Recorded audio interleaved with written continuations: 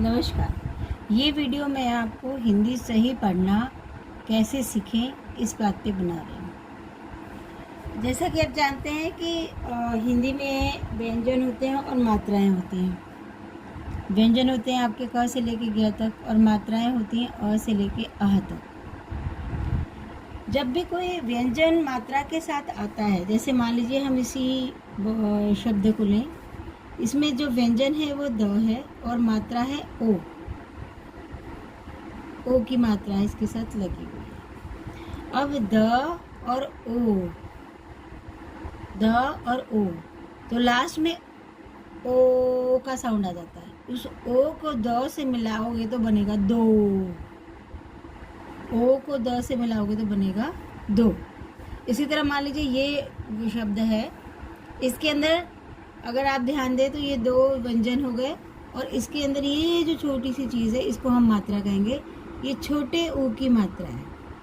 जब ये इधर घूमा तो छोटा ऊ और इस तरफ घूम गया तो ये बड़ा ऊ। इसकी आवाज़ होगी ऊ और इसकी आवाज़ होगी ऊ, लंबी आवाज़ है। तो छोटी मात्राओं की आवाज़ होती है ऊ छोटी और बड़े की मात्राओं की आवाज़ होती है ऊ। हिंदी में जो वर्ण मात्राएं हैं वो छोटा और बड़ा करके ई और ऊ की मात्रा है। इसके अलावा आपके पास है ए ऐ। इस तरह के जो साउंड्स हैं, आपने जब पहले ये साउंड्स पढ़े होंगे। अब मान लीजिए ये ऐ की आवाज़ है द के साथ आ रही है, ऐ दय, तो क्या बन गया आपका दय। तो इस चीज़ को भी अगर आपको अभी पढ़ना नहीं आता, आप शुरुआत कर रहे हैं, तो इस चीज़ को पहले प्रैक्टिस कर लें सिंपल अलग से। ये नहीं कि बुक में पढ़ें, नहीं, इसकी प्रैक्टिस आप अलग से करें। अब जैसे यहाँ पे भी देखिए, ये जो इस तरह के ये अक्षर जो होते हैं ये आपके इस तरह से अक्षर हैं ये वाले, और जब ये लंबी लाइन ये से गोल बना है ऊपर या नीचे कुछ बना है तो ये आपकी मात्राएँ होती हैं। तो अब यहाँ पे अगर आप ध्यान दें तो ये बड़ी की मात्रा बन रही है, बड़ी की मात्रा। बच्चा पढ़ेगा चीटी, ऐसे पढ़ लेगा चीटी, लेकिन नहीं, इसको ऐसे नहीं पढ़ना है क्योंकि ये बड़ी की मात्रा है। आवाज़ लंबी खींचेगी तो चींटी चींटी।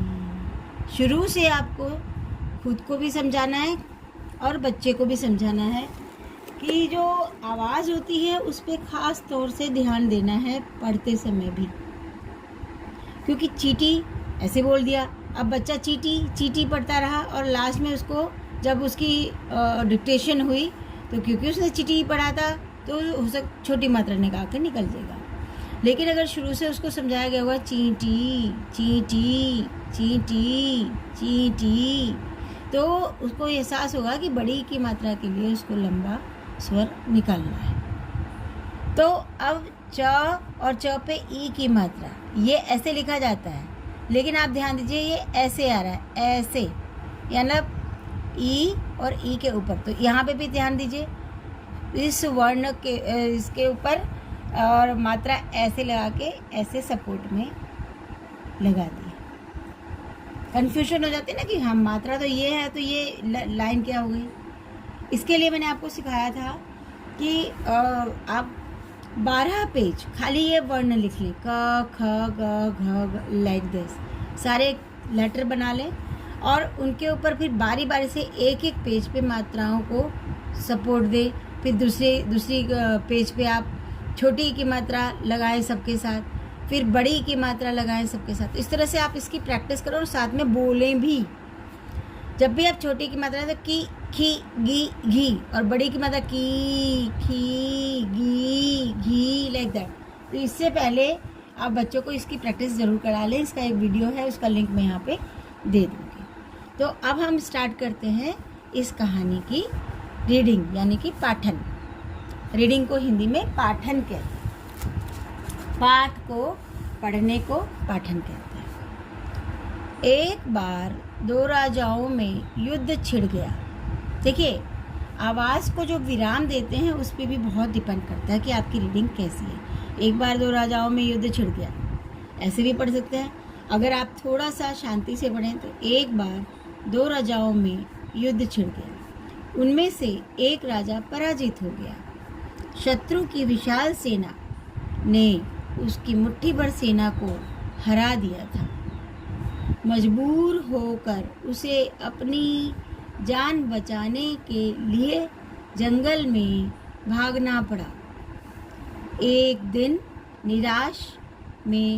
निराशा में भरा राजा एक गुफा में लेटा था कि तभी उसकी नज़र एक चींटी पर पड़ी जो गेहूं का एक दाना लेकर दीवार पर चढ़ रही थी। दीवार पर चढ़कर वह गिर पड़ी, फिर चढ़ने लगी, फिर गिरी, फिर चढ़ने लगी। अंत में वह दीवार में बने अपने बिल में पहुंचने में कामयाब हो ही गई। अब आपको लग रहा होगा कि हिंदी तो हम ऐसे बोलते नहीं हैं, तो हम पढ़े क्यों? लेकिन पढ़ते समय आपको ऐसे ही पढ़ाना है। बोलना अलग होता है, पढ़ना अलग होता है। क्योंकि पढ़ने से बच्चा सीखता है, और सिखाने के लिए हमें जिन बिंदुओं पर ध्यान उसका आकर्षित करवाना है वो यही तरीका है। बोलना और पढ़ना अंतर है, इसलिए आप बच्चों को भी समझाएं कि बोलते समय आप बोल रहे हो बेटा, क्योंकि आप बोल बोल के सीख रहे हो, आपने हमसे बोलना सीखा है। लेकिन पढ़ते समय आप इसको ठीक से अगर पढ़ोगे तो लिखोगे भी ठीक से। इससे एक सीढ़ी लिखने की भी आ रही है। वह देखकर राजा को झटका सा, जहाँ ये डैश होता है एक साथ बोला जाता है, झटका सा लगा।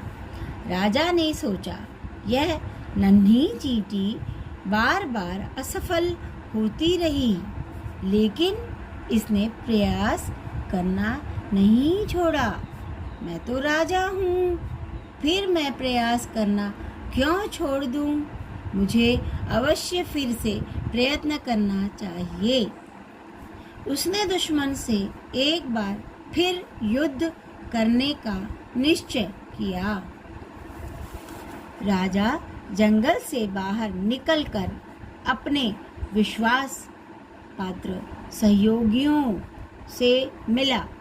उसने राज्य के शूरवीरों को एकत्र किया और एक शक्तिशाली सेना खड़ी की। उसने पूरी ताकत से दुश्मन पर चढ़ाई कर दी। वह वीरतापूर्वक लड़ा। आखिरकार उसकी विजय हुई और उसे अपना राज्य वापस मिल गया। राजा उस चींटी को जिंदगी भर नहीं भूल सका, जिसने उसे सदा प्रयास करते रहने का सबक सिखाया था। तो ये इस कहानी से आपको शिक्षा मिलती है कि असफल होना ही, अगर आप एक बार असफल हो गए तो आपके कर्म का अंत नहीं है। आपको बार बार प्रयास करते रहना चाहिए अपने उद्देश्य की प्राप्ति के लिए। धन्यवाद।